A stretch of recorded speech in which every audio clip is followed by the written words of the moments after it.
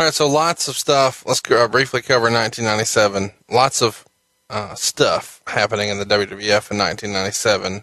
The rise of Steve Austin, the turn of Bret Hart, the Hart Foundation, the problems behind the scenes with Shawn and Bret, the screw job, lots and lots and lots of stuff going on. Real quick, Corny would have been, in my head, a huge proponent of the push of Stone Cold Steve Austin. Fair to say? Yeah, fair to say. Everybody was. I feel like he'd have loved the anti-American Bret Hart as well. Not as much as he loved the All-American Patriot. That's what I want to talk about. So there's this famous clip out there of a Jim Cornette shoot where he talks about a situation, we'll say, with Kevin Dunn.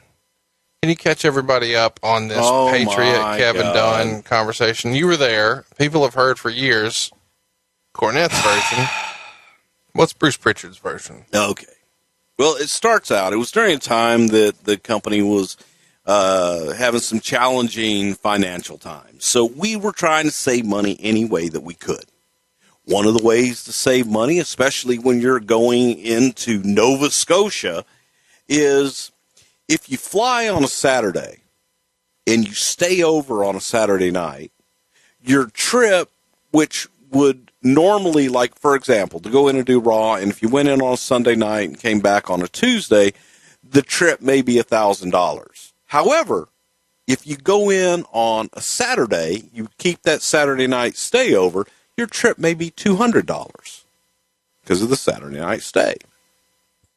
So it was decided that everyone going to TV would have to go into Nova Scotia on a Saturday afternoon,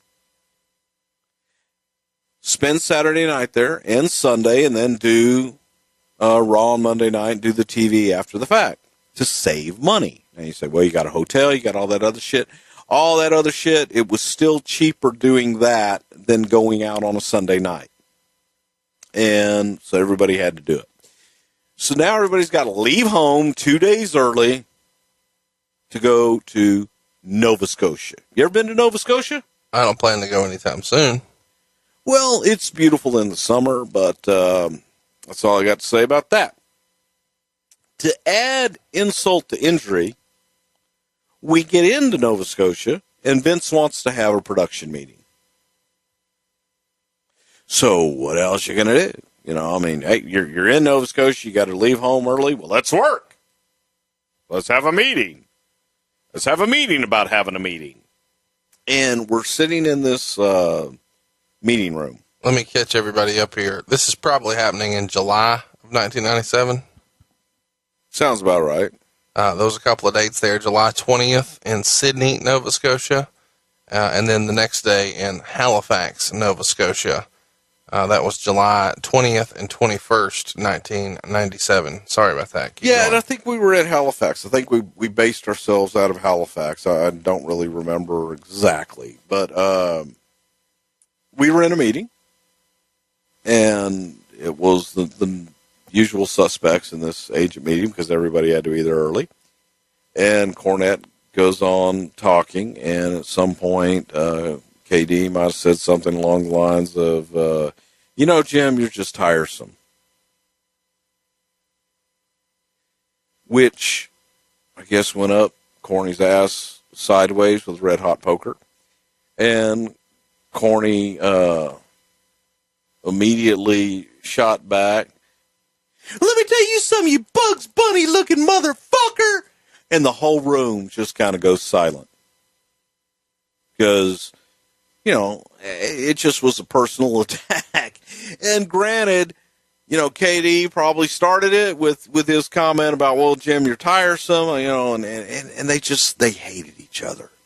Man, every chance that Cornette had to dig Kevin, he did. Every chance that Kevin had to make a comment about Southerners and you're just too Southern and that Southern comments, and they just drove each other absolutely nuts. So with the Bugs Bunny comment, and Cornette stands up, and I remember me and Jerry Briscoe having to escort Cornette out of the room. and just go, come on, Jimmy, let's go. And it wasn't like anybody was going across the table at anybody. It just was uncomfortable, unnecessary, and just kind of fucked up. But here's the fucked up part. Cornette gets sent to his room, okay? Well, now this motherfucker doesn't have to go to any more of the meetings. He gets to go to his room and relax and chill out and have room service and watch TV. We're still stuck in the meetings. And we break up that meeting and we go to lunch. And one of the funniest fucking things, man, Jim Ross, me, Jerry Briscoe, and Vince all sit down at a table. And Vince looks at JR and says, "Goddamn, JR, you got a problem on your hands with Cornette." And JR's like, "What the fuck? Why don't you have a goddamn problem?" But it was absolutely hilarious because it was, hindsight being 2020, it was kind of funny being there. And JR having to deal with it after the fact. I was just happy I didn't have to deal with it. But Kevin Dunn would never be Jim Cornette's favorite person. Ever. No. Why would that be? But independent of this meeting. Because he was a Southerner. He just hated Cornette. So it wasn't so much that Cornette hated Kevin Dunn. It's that Kevin Dunn hated Cornette. Oh, it was mutual. It was definitely mutual. They couldn't stand the sound sight of each other. Absolutely. That was just pure hatred. And neither one respected what the other one could do. At all. Totally thought the other one was full of shit. Yes. Couldn't stand each other. Couldn't stand the sight of each other. Couldn't stand the sound of each other's voice. Do you think it is, not trying to beat Jim up here, but do you think it's fair that Cornette has continually called him Bucky Beaver motherfucker and made fun of the teeth and did all these crazy impressions over the years? That's Jim. That feels way out of character for him, because normally, if that's not his deal, he'll fuck with you about your stupid ass opinion more so than your teeth. Yeah, but again, that just shows me it's like personal. Like he fucking hates him. Yeah, it is. It's personal on both ends. But to me, it's silly personal. Yeah. I think that there comes a point where when you're just busting on somebody's teeth, it's like, fuck, dude. Yeah, get over it. You're reaching. Get over it. They're both very good at what they do, and it's just it's gotten to the point of ridiculousness and silliness, and I think that Corny does it because it's a good topic. It's like, oh, for sure, people want to hear it. Yeah, fuck with Russo, fuck with Kevin Dunn because it's entertaining, and his story and his recollection of it is absolutely entertaining and funny as shit. Can you give us any sort of instance where you could see that you would side with Cornette and that Kevin Dunn had fucked some shit up? Fuck shit up in what way?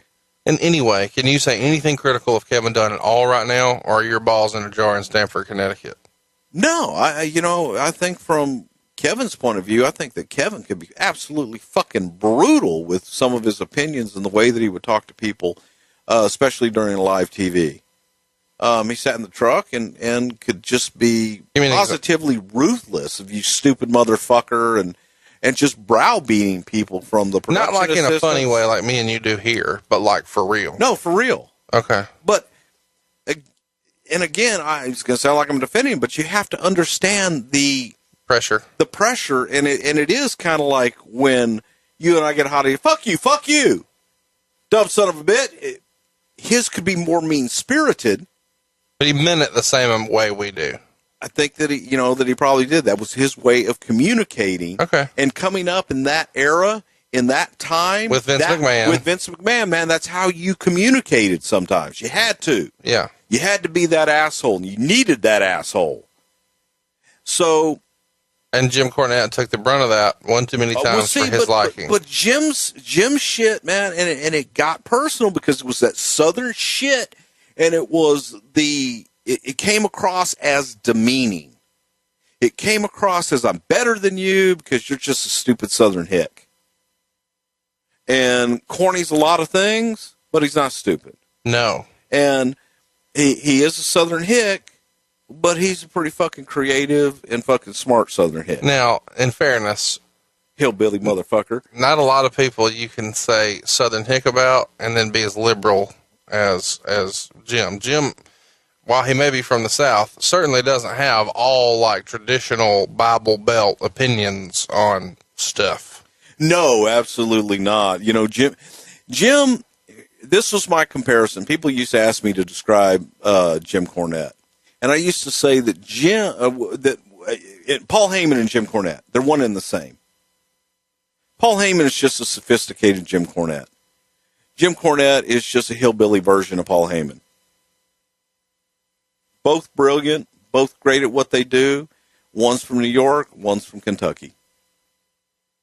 But I think that what it boils down to with the KD, JC, just conflict was it was personal, and it was stemming from Kevin could come across as very demeaning and mean-spirited in that, you know, that Southern hick shit. Oh, that wrestling. All Kevin's ever known is WWF. Right. He's never been experienced anything else. And anything else that he has been experienced to or exposed to was usually tarnished by Vince's opinion before ever seeing it or experiencing it. Sure. That goddamn Southern wrestling. Tennessee wrestling. So he's jaded there. Sure. But it was, that's what it was, man. It just was silly.